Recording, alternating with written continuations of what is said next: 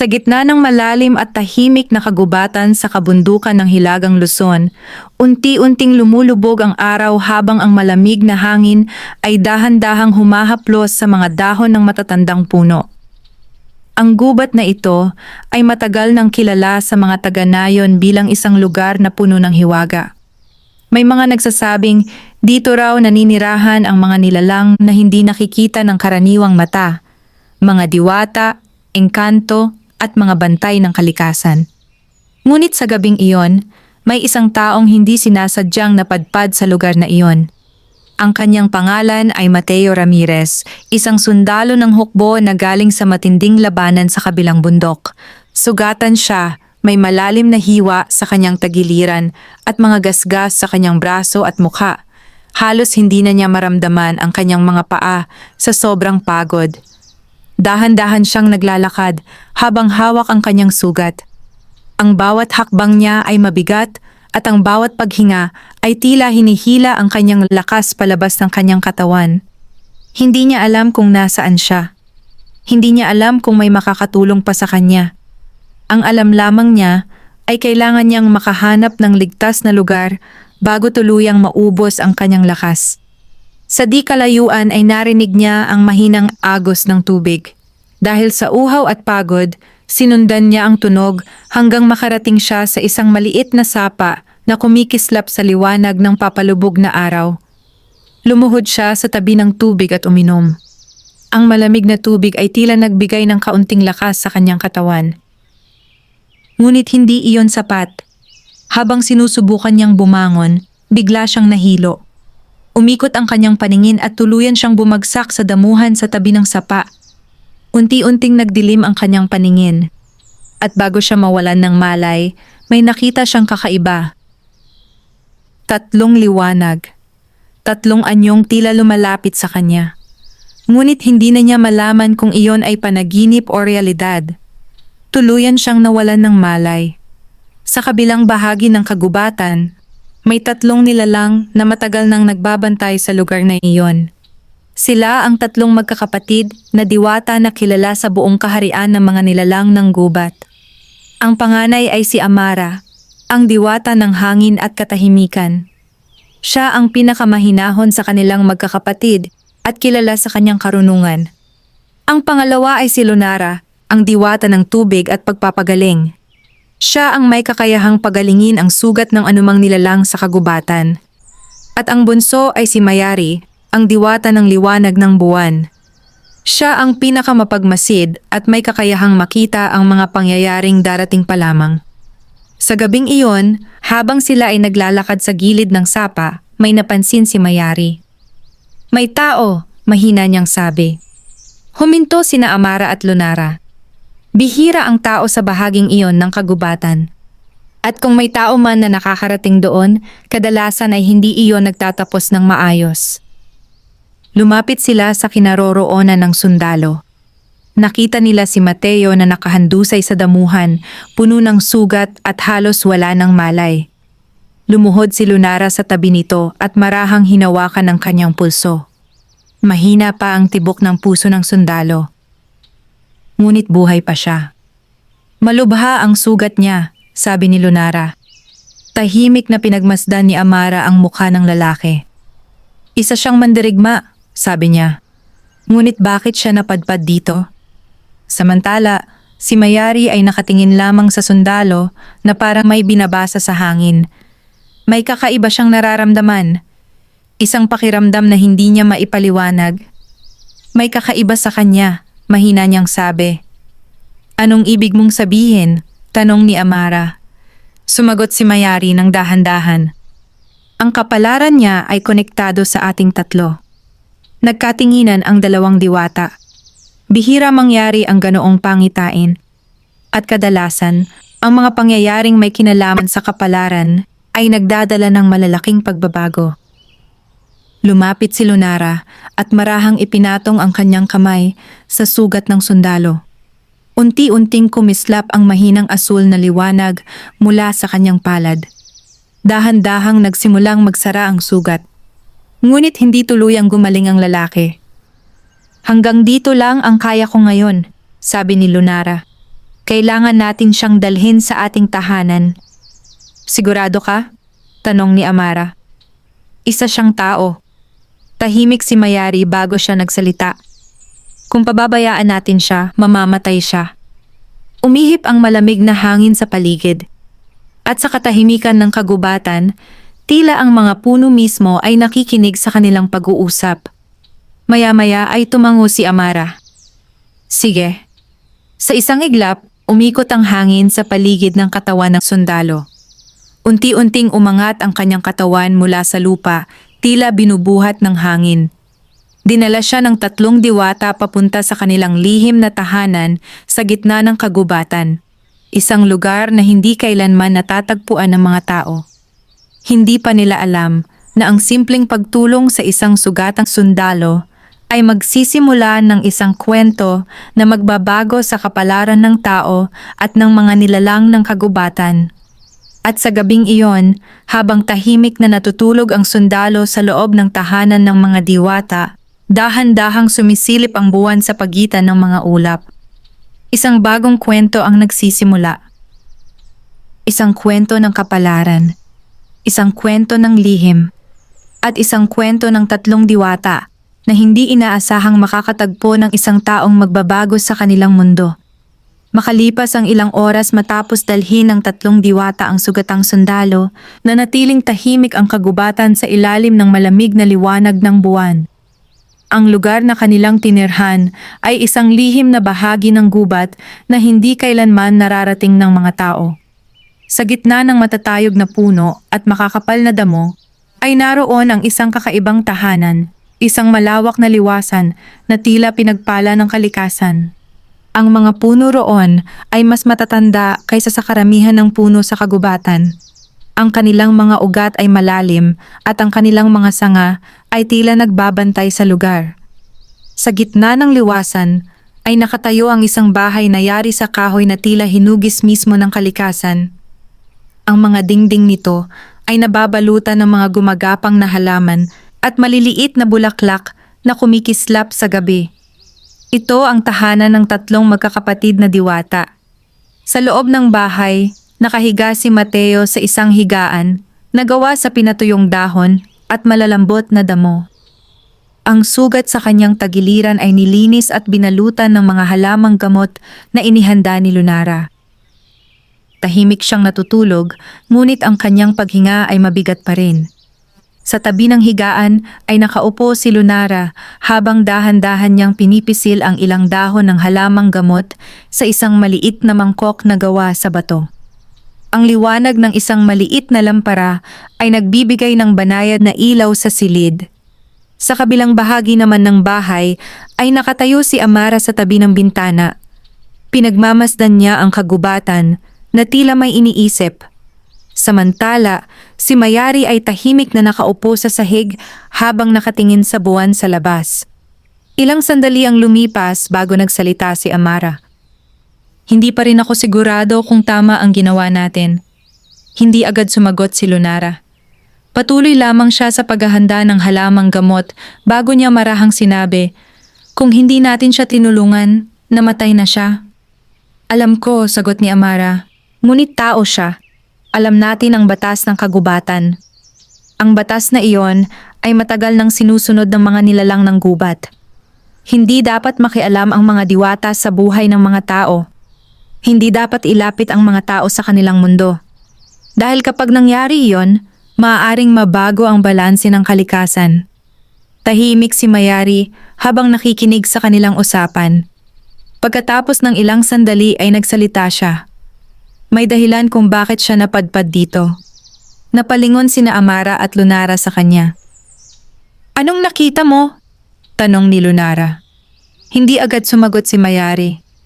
Ang kanyang mga mata ay nakatutok pa rin sa buwan na tila may binabasang lihim sa liwanag nito. May darating na panganib, sabi niya sa wakas. Isang panganib na hindi lamang para sa mga tao, kundi para rin sa ating mundo. Nagkaroon ng katahimikan sa silid. Ang hangin sa labas ay bahagyang umihip sa pagitan ng mga puno. At konektado siya roon? Tanong ni Amara. Dahan-dahang tumango si Mayari. Hindi ko pa lubos na nakikita ang kabuuan ng pangyayari, ngunit malinaw na ang kapalaran niya ay nakatali sa atin. Lumapit si Lunara sa higaan ng sundalo at muling sinuri ang kanyang sugat. Mas maayos na ito kaysa kanina, ngunit kailangan pa ng panahon bago siya ganap na gumaling. Kung ganoon, sabi ni Lunara, mas mahalaga na manatili siyang buhay. Tahimik na pinagmasdan ni Amara ang mukha ng sundalo. Sa kabila ng kanyang mga sugat at pagod, makikita sa kanyang mukha ang katigasan ng loob ng isang mandirigma. Anong uri ng laban ang pinanggalingan niya? Mahina niyang sabi. Samantala, sa isip ni Mateo, nagsisimula ng gumalaw ang kanyang kamalayan. Sa kanyang panaginip ay muli niyang naririnig ang mga sigaw ng labanan. Ang ingay ng mga baril, ang mga utos ng kanyang mga kasama, at ang sandali kung kailan siya nasugatan. Sa panaginip na iyon ay tumatakbo siya sa gitna ng kagubatan habang hinahabol ng mga kalaban, hanggang sa tuluyan siyang nadapa. At pagkatapos ay nakita niya ang tatlong liwanag na papalapit sa kanya. Biglang gumalaw ang kanyang kamay. Napansin iyon ni Lunara. Lumalaban ang kanyang katawan, sabi niya. Lumapit sina Amara at Mayari. Unti-unting kumunot ang noo ng sundalo habang tila sinusubukan niyang magising. Pagkaraan ng ilang sandali, bahagyang gumalaw ang kanyang mga mata. At sa wakas ay dahan-dahan itong bumukas. Ang unang bagay na nakita niya ay ang kisame ng kakaibang bahay na hindi niya kilala. Pagkatapos ay napansin niya ang tatlong babaeng nakatayo sa paligid niya. Tatlong mukha na tila hindi pangkaraniwan ang kagandahan. Tatlong nilalang na tila may kakaibang liwanag sa kanilang mga mata. Sinubukan niyang bumangon. Ngunit agad siyang napahawak sa kanyang sugat. Humiga ka muna, sabi ni Lunara sa mahinahong tinig. Napatigil si Mateo. Tumingin siya sa kanila nang may pagtataka. Nasaan ako? Mahina niyang tanong. Nagkatinginan ang tatlong diwata. Pagkatapos ay lumapit si Amara. Nasa lugar ka kung saan bihirang makarating ang mga tao. Mas lalong naguluhan si Mateo. At bago pa siya makapagtanong muli, may isang tanong na biglang pumasok sa kanyang isip. Kayo ba ang nagligtas sa akin? Tahimik na tumango si Lunara.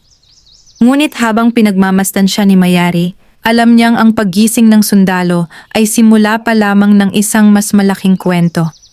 Isang kwento na hindi lamang tungkol sa kaligtasan ng isang tao, kundi tungkol sa kapalaran ng dalawang magkaibang mundo.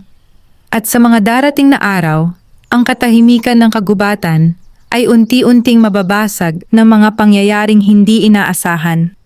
Tahimik ang loob ng tahanan ng mga diwata matapos magising ang sugatang sundalo. Ang mahinang liwanag ng lampara ay patuloy na nagbibigay ng banayad na liwanag sa silid habang ang malamig na hangin mula sa labas ay dumadaloy sa pagitan ng mga bintana. Nakaupo si Mateo sa higaan, ngunit ramdam pa rin niya ang sakit ng kanyang sugat. Sa bawat paghinga ay tila may matalim na kirot na dumadaan sa kanyang tagiliran. Sa kabila nito, mas nangingibabaw ang kanyang pagtataka kaysa sa sakit. Pinagmamasdan niya ang tatlong babae na nasa harap niya. Hindi sila mukhang karaniwang tao. Ang kanilang mga galaw ay tila magaan, halos walang tunog kapag sila ay naglalakad. Ang kanilang mga mata ay may kakaibang liwanag at ang kanilang presensya ay nagbibigay ng pakiramdam ng katahimikan sa paligid. Matagal na ba akong walang malay? Tanong ni Mateo matapos ang ilang sandali. Sumagot si Lunara habang inilalagay sa tabi niya ang isang mangkok na may mainit na sabaw na gawa sa halamang gamot. Magdamag kang natulog. Iniabot niya ang mangkok sa sundalo. Uminom ka muna, makakatulong ito sa iyong katawan. Nag-alinlangan si Mateo sa una, ngunit dahil sa pagod at panghihina ay tinanggap din niya ang inumin. Dahan-dahan siyang uminom habang patuloy na nakatingin sa tatlong babae. Salamat sa pagtulong ninyo, sabi niya. Kung hindi dahil sa inyo, malamang ay wala na ako ngayon. Hindi agad sumagot ang mga diwata. Sa halip ay nagkatinginan sila. May isang bagay na kailangan nilang pag-usapan, ngunit hindi nila alam kung paano ito sisimulan. Sa wakas ay nagsalita si Amara. Ano ang nangyari sa'yo? Huminga ng malalim si Mateo bago sumagot. Galing kami sa isang operasyon sa kabilang bundok. May grupo ng armadong kalaban na nagtatago sa kagubatan. Nagkaroon ng labanan. Saglit siyang tumigil habang inaalala ang nangyari. Nagkahiwa-hiwalay kami ng mga kasama ko. Nasugatan ako habang sinusubukan kong makatakas. Tahimik na nakinig ang tatlong diwata. Ang mga kwento ng digmaan ay hindi na bago sa kanila. Sa loob ng maraming taon, nasaksihan na nila kung paano naglalaban ang mga tao para sa kapangyarihan, lupa at paniniwala. Ngunit bihira silang direktang makialam. Hanggang ngayon. Tila napalayo ka sa iyong mga kasama, sabi ni Amara. Tumango si Mateo. Oo, hindi ko na alam kung nasaan ako ngayon.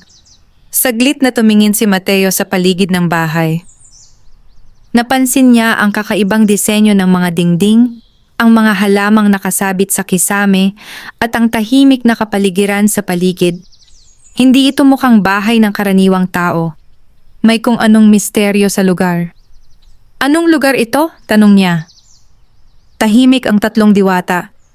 Ilang sandali ang lumipas bago sumagot si Amara. Ito ay bahagi ng kagubatan na hindi kilala ng mga tao. Mas lalong naguluhan si Mateo. Bakit? Sumagot si Mayari sa pagkakataong iyon. Dahil hindi lahat ng bagay sa mundo ay para makita ng mga tao. Naramdaman ni Mateo ang kakaibang bigat sa mga salitang iyon. Parang may lihim na itinatago ang tatlong babae. At habang pinagmamasdan niya sila, may napansin siyang kakaiba.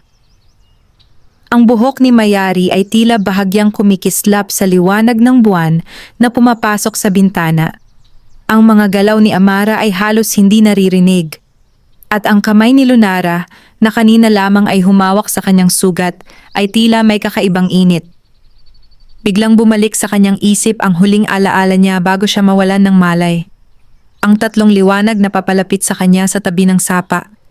Dahan-dahan siyang tumingin sa kanila. Pagkatapos ay nagsalita siya. Hindi kayo ordinaryong tao. Nagkaroon ng katahimikan sa silid. Ang hangin sa labas ay tila tumigil sa paggalaw. Hindi agad sumagot ang mga diwata. Ngunit alam nilang darating ang sandaling ito. Sa wakas ay lumapit si Amara sa bintana at tumingin sa kagubatan. Pagkatapos ay bumalik siya sa harap ni Mateo. May mga bagay sa mundong ito na hindi alam ng karamihan ng tao, sabi niya. Tumingin siya ng diretso sa mga mata ng sundalo. At isa na roon ang aming uri. Unti-unting naramdaman ni Mateo ang kakaibang pakiramdam sa kanyang dibdib. Parang may bahagi sa kanya na ayaw maniwala. Ngunit may bahagi rin sa kanya na alam na totoo ang sinasabi nila. Lumaki kami bilang mga tagapangalaga ng kagubatan, sabi ni Lunara. Kami ang nagbabantay sa balanse ng kalikasan. At pagkatapos ay nagsalita si Mayari. Kami ay mga diwata. Ang salitang iyon ay parang tumigil sa hangin. Tahimik na nakatingin si Mateo sa kanila. Kung ibang tao ang makarinig nito, maaaring isipin niyang ito ay isang biro o isang panaginip. Ngunit ang kanyang puso ay nagsasabi na hindi ito kasinungalingan. Dahil sa harap niya ay naroon ang tatlong nilalang na hindi maipapaliwanag ng karaniwang katwiran. Pagkaraan ng ilang sandali ay napangiti ng bahagya si Mateo. Kung panaginip man ito, sabi niya, hindi ko na nais magising. Sa unang pagkakataon mula nang dumating ang sundalo, bahagyang napangiti si Lunara. Ngunit si Mayari ay nanatiling seryoso. Dahil sa kanyang mga pangitain, alam niyang ang pagkikita nila ng sundalo ay hindi lamang simpleng pagkakataon. Ito ay simula ng isang kwento. Isang kwento na maglalagay sa kanila sa gitna ng isang panganib na matagal nang nakatago sa kagubatan. At sa mga darating na araw, ang presensya ng isang tao sa mundo ng mga diwata ay magbubukas ng mga lihim na matagal nang nakalimutan. Matapos ibunyag ng tatlong babae ang kanilang tunay na pagkatao, na natiling tahimik ang silid sa loob ng ilang sandali. Ang mahinang liwanag mula sa lampara ay kumikislap sa mga dingding ng bahay habang ang malamig na hangin mula sa kagubatan ay dahan-dahang pumapasok sa bintana. Nakaupo si Mateo sa higaan, hawak pa rin ang mangkok na halos wala ng laman. Hindi pa rin niya lubos na maipaliwanag ang kanyang nararamdaman. Sa buong buhay niya bilang sundalo, nasanay siya sa mga bagay na malinaw at konkretong nakikita. Mga utos, mga laban at mga panganib na maaaring harapin gamit ang lakas at armas. Ngunit ang mga diwata na nasa harap niya ay isang bagay na hindi niya kailanman inakala na makikita niya sa totoong buhay. Totoo ba talaga ito? Mahina niyang tanong. Hindi iyon tanong na puno ng pagdududa, kundi isang tanong na tila hinahanap lamang ang kumpirmasyon ng isang bagay na alam na niyang totoo. Tahimik na tumango si Amara. Ang mundo ng tao at ang mundo namin ay matagal nang magkasabay na umiiral, sabi niya. Ngunit hindi dapat nagtatagpo ang dalawang iyon. Bakit? Tanong ni Mateo. Sumagot si Lunara habang inaayos ang mga halamang gamot sa mesa. Dahil kapag nagtagpo ang dalawang mundong iyon, kadalasan ay may kapalit. Napatingin si Mateo sa kanyang sugat. Kaya ba nag-alinlangan kayong tulungan ako? Hindi agad sumagot si Amara. Ngunit si Mayari ang nagsalita. Oo. Direkta ang kanyang sagot, ngunit hindi ito puno ng galit o pagdududa. Ito ay simpleng katotohanan lamang. Tinuturuan kaming huwag makialam sa buhay ng mga tao, dagdag ni Mayari. Dahil ang kapalaran ng tao ay dapat nilang tahakin nang sila mismo ang lumalaban. Tahimik na nakinig si Mateo. Nauunawaan niya ang ibig sabihin ng mga salita ni Mayari. Bilang sundalo, alam niya na ang bawat laban ay may kaakibat na panganib at responsibilidad. Kung ganoon, sabi niya pagkatapos ng ilang sandali, bakit ninyo ako tinulungan? Nagkatinginan ang tatlong diwata. Pagkatapos ay lumapit si Mayari sa bintana. Ang buwan ay mataas na ngayon sa kalangitan, at ang liwanag nito ay tumatama sa kanyang mukha. May kakaibang katahimikan sa kanyang mga mata. May nakita akong pangitain, sabi niya. Napatingin sa kanya sina Mateo, Amara at Lunara. Sa pangitaing iyon, may paparating na panganib sa kagubatang ito. Unti-unting sumeryoso ang mukha ni Amara. Anong uri ng panganib? Huminga ng malalim si Mayari bago sumagot. Hindi ko pa lubos na nakikita ang kabuuan, ngunit may isang puwersa na papalapit, isang bagay na matagal nang natutulog sa kailaliman ng kagubatan. Naramdaman ni Mateo ang bahagyang paglamig ng hangin sa paligid. Bakit ako konektado roon? Tanong niya. Dahan-dahang tumingin si Mayari sa kanya. Sa pangitaing nakita ko, ikaw ay nasa gitna ng pangyayaring iyon. Nagkaroon muli ng katahimikan sa silid. Ang mga salita ni Mayari ay tila may bigat na hindi madaling ipaliwanag. Sa wakas ay nagsalita si Amara. Ngunit hindi pa tayo sigurado kung ano ang ibig sabihin nito. Lumapit si Lunara sa higaan ni Mateo at sinuri muli ang kanyang sugat. Sa ngayon, ang mahalaga ay gumaling ka muna. Tumango si Mateo. Ramdam pa rin niya ang panghihina ng kanyang katawan, ngunit may kakaibang lakas na unti-unting bumabalik sa kanya. Kapag gumaling ako, sabi niya, aalis na rin ako rito. Napatingin sa kanya si Amara. Sigurado ka? Oo, sagot ni Mateo. Hindi ko nais magdulot ng problema sa inyong mundo. Ngunit bago pa makasagot si Amara, nagsalita si Mayari. Maaaring hindi ganoon kadali iyon. Bakit? Tanong ni Mateo. Tumingin si Mayari sa kagubatan sa labas. Ang mga anino ng mga puno ay tila gumagalaw sa ilalim ng liwanag ng buwan. Kapag nagsimula na ang isang kapalaran, sabi niya, mahihirapan ng takasan iyon. Sa sandaling iyon, may narinig silang kakaibang tunog mula sa labas ng bahay. Isang malalim at mabigat na pag-ugong mula sa kagubatan. Agad na napalingon ang tatlong diwata. Ang kanilang mga mukha ay naging seryoso. Narinig ninyo iyon? Tanong ni Mateo. Tumango si Amara. Iyon ay hindi pangkaraniwang hayop. Lumapit si Lunara sa bintana. Ang kanyang mga mata ay naghahanap ng galaw sa pagitan ng mga puno. Samantala, si Mayari ay nakatingin sa dilim ng kagubatan. Unti-unting bumigat ang kanyang pakiramdam. Ang pakiramdam na iyon ay kapareho ng naramdaman niya sa kanyang pangitain. "Ito na," mahina niyang sabi. "Ano ang ibig mong sabihin?" tanong ni Amara. Dahan-dahang lumingon si Mayari sa kanila. Ang kanyang mga mata ay puno ng pag-aalala. "Ang panganib na nakita ko sa aking pangitain." Sandali siyang tumigil bago niya sinabi ang mga salitang nagbigay ng malamig na pakiramdam sa buong silid. Narito na sa kagubatan. Sa labas ng kanilang tahanan, ang mga anino ng mga puno ay tila gumagalaw sa kakaibang paraan. At sa kailaliman ng kagubatan, may isang nilalang na matagal nang hindi nakikita ang unti-unting nagising mula sa mahabang pagkakatulog. Hindi pa alam ng 3 diwata at ng sugatang sundalo na ang katahimikan ng kagubatan ay malapit ng tuluyang mabasag.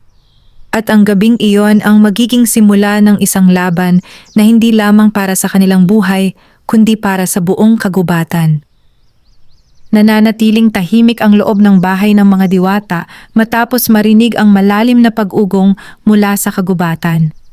Ang tunog na iyon ay hindi katulad ng anumang hayop na karaniwang naninirahan sa lugar. Ito ay mabigat, malalim at tila nagmumula sa isang nilalang na matagal nang nakalimutan ng panahon. Nakatayo si Amara malapit sa pintuan habang nakikinig sa bawat galaw ng hangin. Ang kanyang mukha ay seryoso at puno ng pag-iingat. Si Lunara naman ay nananatili sa tabi ni Mateo. Bagamat alam niyang hindi pa ganap na gumagaling ang sugat ng sundalo, handa siyang protektahan ang kanilang tahanan kung kinakailangan. Samantala, si Mayari ay nakatingin sa dilim ng kagubatan sa labas ng bintana.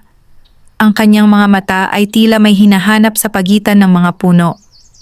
"Malapit na ito," mahina niyang sabi. "Ano ba talaga iyon?" tanong ni Mateo habang sinusubukang tumayo mula sa higaan. Agad siyang pinigilan ni Lunara. "Huwag ka munang bumangon, hindi pa sapat ang lakas ng katawan mo." Ngunit matigas ang loob ni Mateo. "Bilang sundalo, hindi ako maaaring manatiling nakahiga habang may panganib." Dahan-dahan siyang bumangon at humawak sa gilid ng mesa upang manatiling nakatayo. Bagamat may bahagyang kirot sa kanyang sugat, pinilit niyang balewalain iyon. Napatingin sa kanya si Amara. "Ang kalaban na ito ay hindi tulad ng mga nakasanayan mong harapin." "Hindi mahalaga kung ano ito," sagot ni Mateo. "Kung may panganib, kailangan itong harapin." Sandaling pinagmasdan ni Amara ang sundalo.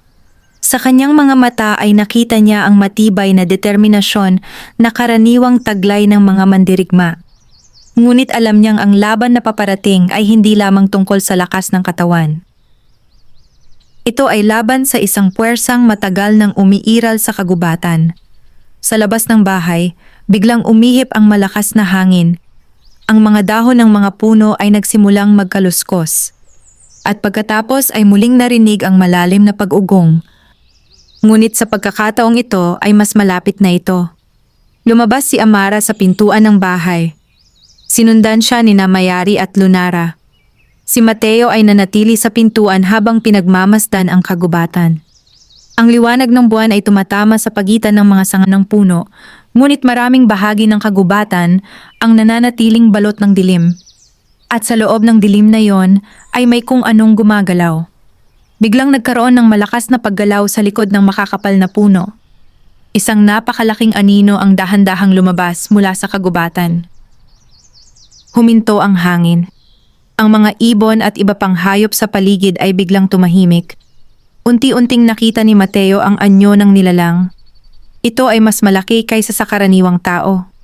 Ang katawan nito ay tila nababalutan ng makapal na balahibo at ang mga mata nito ay kumikislap ng mapulang liwanag sa dilim. Ang mga kuko nito ay mahahaba at matutulis. Isa itong nilalang na tila isinilang mula sa bangungot ng kagubatan. "Ano iyon?" tanong ni Mateo na hindi maitago ang pagkagulat. Sumagot si Amara ng mahina. "Isa siyang bantay ng kailaliman ng gubat. Isang nilalang na matagal nang natutulog. Naramdaman ni Mateo ang malamig na pakiramdam sa kanyang likod. Bakit ito nagising? Sumagot si Mayari. May gumising sa kanya. Ang mga mata ng nilalang ay nakatutok ngayon sa bahay ng mga diwata. Para bang alam nito na may presensya roon na hindi dapat naroroon. Dahan-dahan itong lumakad palabas ng mga puno. Ang bawat hakbang nito ay mabigat at nagpapagalaw sa lupa. Napahigpit ang hawak ni Mateo sa isang kahoy na patpat na nakita niya sa tabi ng pintuan. Hindi ito sapat na sandata laban sa ganoong nilalang, ngunit iyon lamang ang mayroon siya. Napansin iyon ni Amara. Kung lalaban ka, siguraduhin mong handa ka. Handa ako, sagot ni Mateo. Ngunit bago pa sila makagawa ng anumang galaw, biglang huminto ang nilalang. Ang mga mata nitong kumikislap ay tila may hinahanap. Pagkatapos ay naglabas ito ng isang malalim na ungol. Hindi iyon ungol ng pag-atake. Parang isang babala. Pagkatapos ng ilang sandali, bigla itong tumalikod at tumakbo pabalik sa kailaliman ng kagubatan. Mabilis itong nawala sa pagitan ng mga puno. Naiwan ang katahimikan sa paligid. Nagtaka si Mateo. Bakit ito umatras? Tahimik si Amara.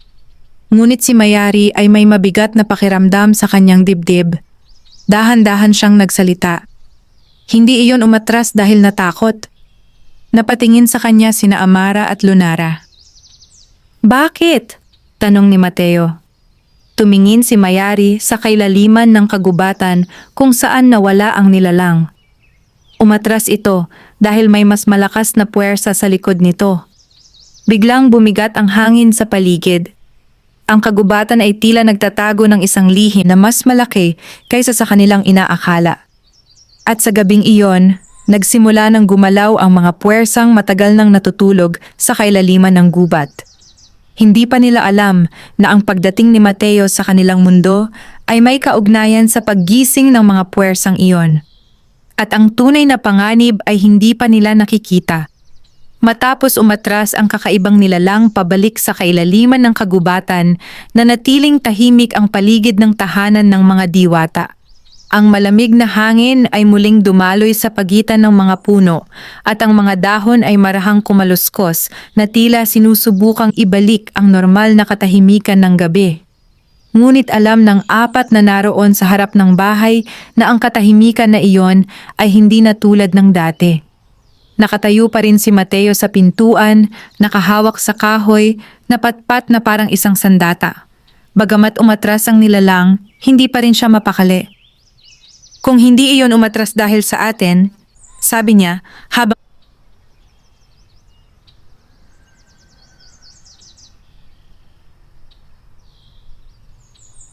habang nakatingin sa dilim ng kagubatan. Ano ang dahilan? Tahimik si Amara habang nakikinig sa paligid. Ang kanyang mga mata ay nakapikit sandali, parang sinusubukan niyang damhin ang galaw ng hangin at ng kalikasan. Pagkaraan ng ilang sandali ay nagmulat siya ng mga mata. May gumagalaw sa kagubatan, sabi niya. Lumapit si Lunara sa kanyang tabi. Isa lamang ba? Dahan-dahang umiling si Amara. Hindi. Ang simpleng sagot na iyon ay nagdulot ng mabigat na pakiramdam sa paligid. Samantala si Mayari ay nakatingin pa rin sa buwan. Ang kanyang mga mata ay tila may malayong tinitingnan. Parang may nakikita siyang bagay na hindi nakikita ng iba. Mula pa kanina ay nararamdaman ko na ito, sabi niya sa mahinang tinig. Ang kadilimang iyon ay hindi nagmula sa nilalang na nakita natin. Napalingon sa kanya si Mateo. Kung hindi iyon, ano? Hindi agad sumagot si Mayari. Ang kanyang mga alaala ng pangitain ay unti-unting bumabalik sa kanyang isip. Mga anino. Isang madilim na anyo. At isang presensyang tila nagpapagalaw sa mga nilalang ng kagubatan. May isang puwersa na kumokontrol sa kanila, sabi niya sa wakas. Isang puwersa na matagal nang nawala sa kagubatang ito. Nagkatinginan sina Amara at Lunara. May isang pangalan na sabay nilang naisip. Isang pangalang matagal nang hindi binabanggit. Imposible, sabi ni Lunara. Ngunit hindi sumagot si Mayari. Dahil sa kanyang puso, ay nararamdaman niyang ang imposible ay maaaring mangyari. Lumipas ang ilang sandali bago nagsalita si Mateo. May alam ba kayong nilalang na kayang kontrolin ang mga halimaw sa kagubatan? Tahimik si Amara. Pagkatapos ay tumingin siya sa malayong bahagi ng gubat. Meron, sagot niya. Ngunit matagal na naming pinaniniwalaang wala na siya. Ano siya? Tanong ni Mateo. Huminga ng malalim si Amara bago sumagot. Isa siyang nilalang na dating tagapangalaga ng kagubatan tulad namin. Ngunit kalaunan ay nalulong siya sa kapangyarihan ng kadiliman. Unti-unting sumeryoso ang mukha ni Mateo. Ano ang pangalan niya? Sandaling tumahimik ang hangin sa paligid bago sumagot si Amara. Siya ay kilala bilang si Dalgor. Ang pangalang iyon ay tila may kakaibang bigat. Parang mismong kagubatan ay nakikinig sa pagbanggit nito. Matagal na panahon na ang nakalipas, patuloy ni Amara. Sinubukan niyang kontrolin ang buong kagubatan gamit ang kapangyarihan ng kadiliman. Pinakawalan niya ang mga nilalang mula sa kailaliman ng lupa. At ginamit niya ang mga ito upang palakasin ang kanyang kapangyarihan. Lumapit si Lunara sa kanilang tabi. Pinagsama namin ang aming lakas upang pigilan siya. Sa huli ay napalayas siya sa kagubatan. Ngunit hindi namin siya tuluyang napatay. Naramdaman ni Mateo ang bahagyang panlalamig sa kanyang dibdib. Kaya kung siya ang nasa likod nito, hindi na niya tinapos ang kanyang pangungusap. Dahil malinaw na sa kanilang lahat kung ano ang ibig sabihin nito. Samantala, sa malalim na bahagi ng kagubatan, may isang lugar na matagal nang hindi nararating ng liwanag. Sa ilalim ng isang malaking puno, na halos kasing tanda ng kagubatan, may isang aninong nakatayo. Ang kanyang mga mata ay kumikislap ng malamig na liwanag. Sa kanyang paligid ay nakaluhod ang nilalang na kanina lamang ay nakita ni na Mateo. Ang napakalaking nilalang ay tila sumusunod sa bawat galaw ng aninong iyon. Unti-unting ngumiti ang misteryosong nilalang. Matagal na panahon na ang lumipas, mahina niyang sabi. Ang kanyang tinig ay parang nagmumula sa kailaliman ng lupa. At sa wakas, tumingin siya sa direksyon ng tahanan ng mga diwata. Narito na muli ang mga tagapangalaga ng kagubatan. Ang kanyang mga mata ay kumislap ng mas maliwanag. At may kasama pa silang isang tao. Unti-unti siyang lumakad palabas mula sa anino. Mas magiging kawili-wili ang gabing ito. Sa gitna ng kagubatan, nagsisimula ng gumalaw ang isang kapangyarihan na matagal nang nakatago sa kadiliman. At hindi pa alam ni na Mateo at ng tatlong diwata na ang kanilang pagkikita ay bahagi ng isang mas malaking plano. Habang lumalalim ang gabi sa kagubatan, ang katahimikan ay unti-unting napapalitan ng mabigat na pakiramdam na tila may paparating na bagyo. Ang mga puno ay nakatayo ng tahimik, ngunit ang hangin sa pagitan ng kanilang mga sanga ay tila nagdadala ng babala. Sa harap ng tahanan ng mga diwata, nakatayo pa rin sina Mateo, Amara, Lunara at Mayari. Ang kanilang mga mata ay nakatutok sa kailaliman ng kagubatan. Ang bawat sandali ay tila mas mabagal ang paggalaw. Hindi pa sila sigurado kung kailan darating ang panganib, ngunit malinaw na ito ay papalapit. Babalik ba ang nilalang na iyon? Tanong ni Mateo. Ang kanyang tinig ay kalmado, ngunit may bakas ng pag-iingat. Sumagot si Amara habang pinagmamasdan ang mga anino sa pagitan ng mga puno. Posible. Ngunit kung ang hinala natin ay tama, hindi lamang siya ang darating. Naramdaman ni Mateo ang pagbigat ng kanyang dibdib. Hindi pa ganap na gumagaling ang kanyang katawan, ngunit alam niyang kailangan niyang maging handa. Lumapit si Lunara sa kanya. Ito ang mga halamang gamot na magpapalakas ng iyong katawan, sabi niya habang inaabot ang isang maliit na sisidlan. Inumin mo ito. Tinanggap iyon ni Mateo at agad na ininom ang laman. May kakaibang init na dumaloy sa kanyang katawan matapos niyang inumin ang likido. Parang unti-unting bumabalik ang lakas ng kanyang mga kalamnan. Salamat, sabi niya. Samantala, si Mayari ay tahimik pa ring nakatingin sa kagubatan. Ang kanyang pakiramdam ay lalong bumibigat. Ang presensya ng kadiliman ay tila mas lumalapit. Biglang kumaluskos ang mga dahon sa isang bahagi ng kagubatan. Agad na napalingon ang apat. Mula sa dilim ng mga puno ay unti-unting lumitaw ang isang pares ng kumikislap na mata. Pagkatapos ay isa pa, at isa pa, hanggang sa may 3 pares ng mata na nakatingin sa kanila mula sa kadiliman. Ang mga nilalang ay dahan-dahang lumabas sa pagitan ng mga puno. Ang kanilang mga katawan ay kahawig ng nilalang na unang nakita nila kanina, malalaki, mabalahibo, at may matutulis na kuko. Ngunit sa pagkakataong ito ay 3 sila. Napahigpit ang hawak ni Mateo sa patpat na kanyang sandata. "Handa na ba kayo?" tanong niya. Sumagot si Amara. "Hindi sila ang tunay na kalaban. Ngunit kailangan pa rin nating pigilan sila." Lumakad ang 3 nilalang papalapit sa kanila. Ang kanilang mga ungol ay mababa at puno ng galit. Sa isang iglap, nagtaas ng kamay si Amara. Umihip ang hangin sa paligid. Ang mga dahon sa lupa ay umikot sa kanyang paanan habang ang hangin ay naging mas malakas. Ang unang nilalang na lumapit ay biglang napaatras ng tamaan ng malakas na bugso ng hangin. Kasabay nito, lumapit si Lunara at inilagay ang kanyang kamay sa lupa. Mula sa lupa ay sumibol ang mga makakapal na ugat ng puno. Ang mga ugat ay gumapang patungo sa mga paa ng 2 nilalang at pilit itong hinawakan. Ngunit malalakas ang mga ito.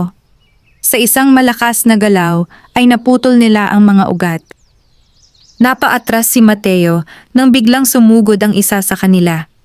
Itinaas niya ang kanyang patpat at sinalubong ang pag-atake. Bagamat hindi sapat ang sandata niya, nagawa niyang ilihis ang unang hampas ng nilalang. Ngunit agad na sumunod ang pangalawang atake. Sa sandaling iyon, biglang kumislap ang liwanag mula sa likod ng mga diwata. Si Mayari ay nakataas ang kamay. Ang liwanag ng buwan ay tila nagtipon sa kanyang palad. Sa isang iglap ay naglabas siya ng isang maliwanag na sinag na tumama sa harap ng mga nilalang. Napaatras ang 3 halimaw. Ang kanilang mga mata ay nagpakita ng takot sa liwanag. Hindi nila kayang labanan ang liwanag ng buwan, sabi ni Mayari. Sinamantala ni Amara ang sandaling iyon. Isang malakas na bugso ng hangin ang muling tumama sa mga nilalang. Sa pagkakataong ito ay tuluyan silang napaatras pabalik sa kagubatan. Unti-unti silang umatras hanggang sa tuluyang mawala sa pagitan ng mga puno. Muling bumalik ang katahimikan. Ngunit hindi ito katahimikan ng kapayapaan. Ito ay katahimikan bago ang mas malaking laban. Huminga ng malalim si Mateo. Kung hindi sila ang tunay na kalaban, sabi niya, nasaan siya? Tila sinagot ng kagubatan ang kanyang tanong. Mula sa kailaliman ng mga puno ay may isang mabagal na palakpak na maririnig. Isang tao ang lumabas mula sa dilim. Matangkad ang kanyang katawan at balot ng maitim na kasuotan. Ang kanyang mga mata ay kumikislap ng malamig na liwanag. Napaatras sina Amara, Lunara at Mayari. Kilalang kilala nila ang presensyang iyon. Ngumiti ang lalaki habang pinagmamasdan sila. Matagal na panahon na ang lumipas, sabi niya. Ang kanyang tinig ay malamig at puno ng panunuya. Akala ko hindi ko na kayo muling makikita. Napahigpit ang kamao ni Amara. Dalgor. Ang lalaki ay bahagyang yumuko na parang binabati ang mga diwata. Ang mismong mga tagapangalaga ng kagubatan. Pagkatapos ay tumingin siya kay Mateo. Ang kanyang mga mata ay kumislap ng may kakaibang interes. At mukhang may bago kayong kaibigan. Unti-unting lumalim ang ngiti ni Dalgor.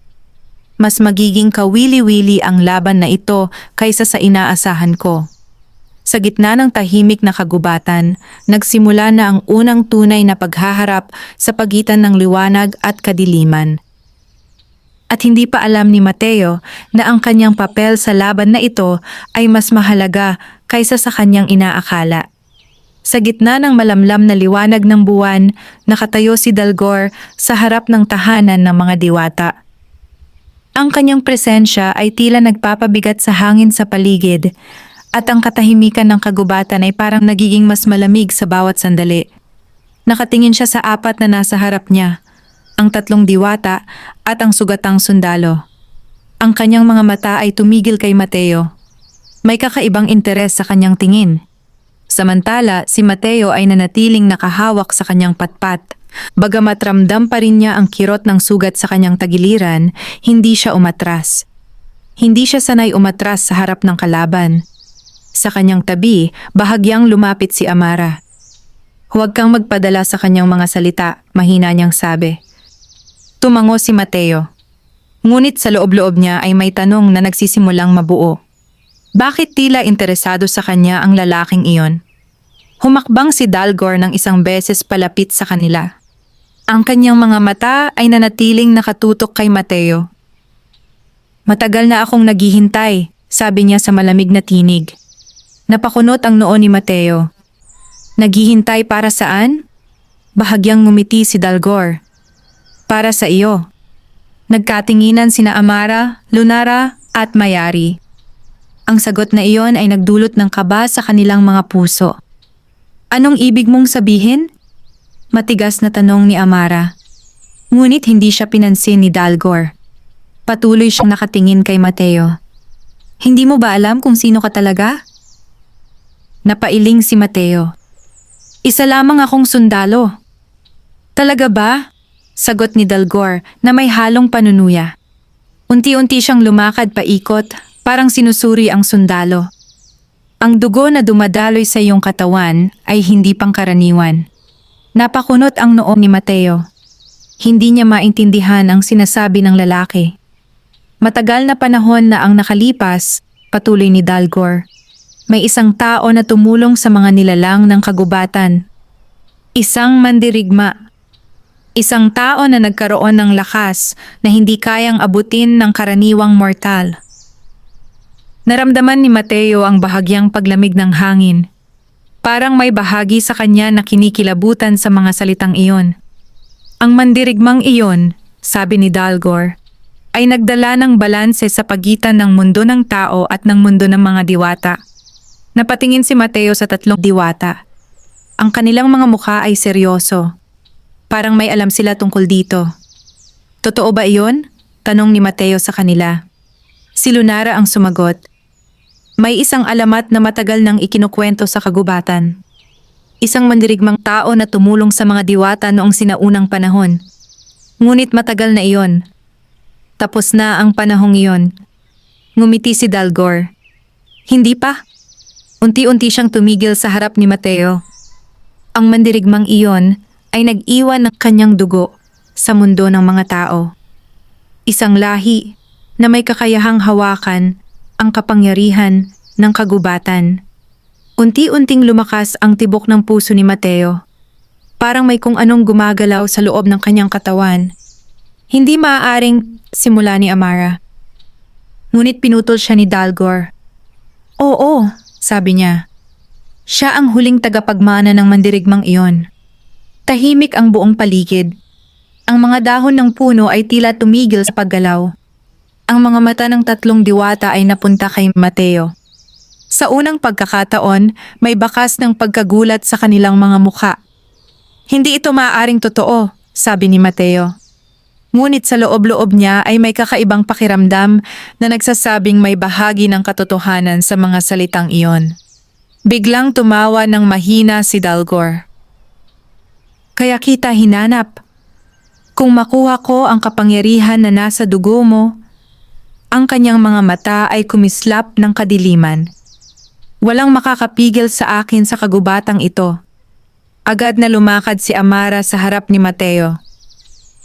"Hindi namin siya hahayaang makuha mo." Ngunit ngumiti lamang si Dalgor. "May panahon pa tayo." Pagkatapos ay tumingin siyang muli kay Mateo. "Pag-isipan mo ang sinabi ko. Ang kapangyarihan na nasa loob mo ay hindi mo pa nauunawaan." Unti-unting nagsimulang umikot ang maitim na usok sa paligid ng kanyang katawan. At sa loob lamang ng ilang sandali, naglaho siya sa dilim ng kagubatan. Muling bumalik ang katahimikan. Ngunit ang katahimikang iyon ay puno ng tensyon. Dahan-dahang bumaling si Mateo sa tatlong diwata. "Sabihin ninyo sa akin ang totoo," sabi niya. "Kailangan kong malaman kung ano ang nangyayari." Tahimik si Amara bago siya nagsalita. Kung totoo ang sinabi ni Dalgor, saglit siyang tumigil. "Ikaw ang susi sa laban na ito." Sa sandaling iyon, naramdaman ni Mateo na ang buhay na dati niyang kilala ay tuluyan ng nagbago. At ang laban na darating ay hindi lamang laban ng mga diwata. Ito ay laban na kailangan niyang harapin bilang bahagi ng isang kapalaran na hindi niya kailanman inasahan. Matapos maglaho si Dalgor sa dilim ng kagubatan, nanatiling tahimik ang paligid ng tahanan ng mga diwata. Ang hangin ay bahagyang gumagalaw sa pagitan ng mga puno, ngunit ang katahimikan ng gabi ay tila mas mabigat kaysa dati. Ang mga salita ni Dalgor ay patuloy na umuulit sa isip ni Mateo. Ang dugo na dumadaloy sa iyong katawan ay hindi pangkaraniwan. Hindi niya alam kung ano ang dapat niyang paniwalaan. Lumapit siya sa tatlong diwata na tahimik na nakatayo sa harap ng bahay. "Kailangan kong malaman ang totoo," sabi niya. Ang kanyang tinig ay matatag ngunit may halong pagkalito. "Kung may alam kayo tungkol sa sinabi niya, sabihin ninyo sa akin." Nagkatinginan sina Amara, Lunara at Mayari. Matagal na nilang iniiwasan ang alamat na yon.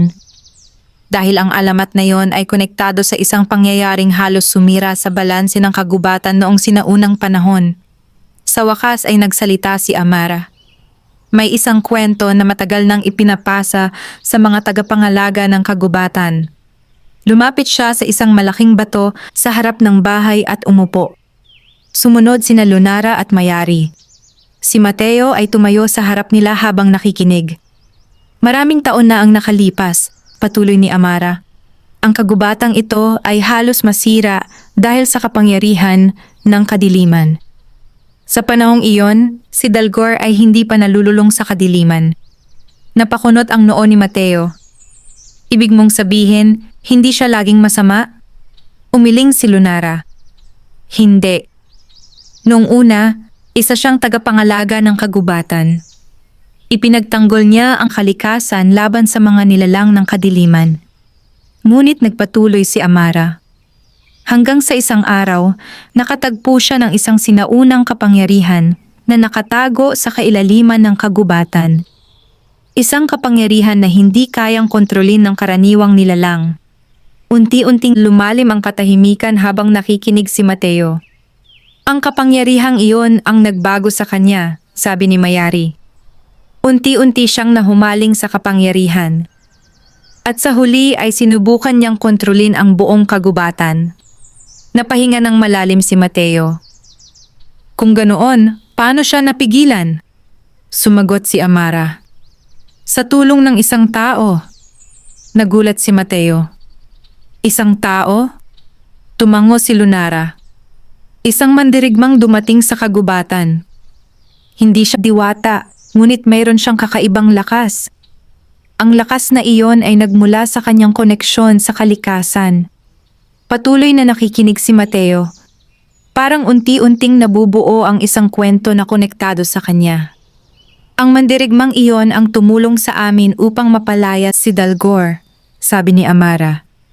Ngunit bago siya umalis, nag-iwan siya ng isang pangako. "Ano iyon?" tanong ni Mateo. Sumagot si Mayari. "Na ang kanyang lahi ay babalik kapag muling bumalik ang kadiliman." Nagkaroon ng mahabang katahimikan. Ang liwanag ng buwan ay tumama sa mukha ni Mateo.